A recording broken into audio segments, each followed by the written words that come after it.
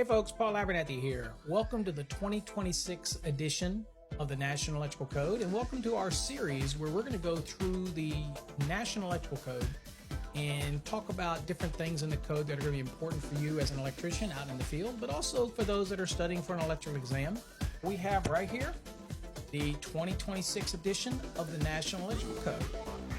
All right, so here we are in Article 90. Installations used for electric utility.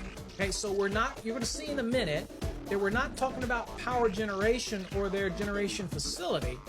We're talking about other ancillary buildings that may be on the utility's property.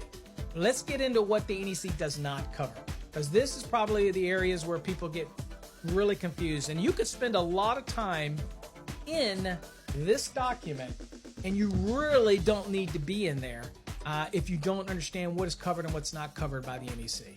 That brings us to number 5, which is talking about exclusive control of an electric utility. Very much the same in a communication utility, except for there is some different elements here.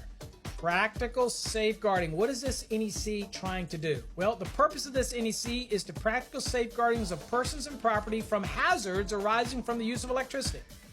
It's not perfect, but it's a minimum safety standard. So if you follow the minimum safety standard, you're essentially free from the hazards, but you're never going to be totally free from a potential hazard. Let's look at this adequacy statement. Okay, now this is the adequacy of the National Electrical Code. It says this code contains provisions that are considered necessary, again, minimum for safety.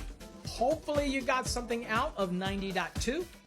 We'll see you in an upcoming episode. And again, thank you for joining us on this journey into the 2026 edition of the National Electrical Code.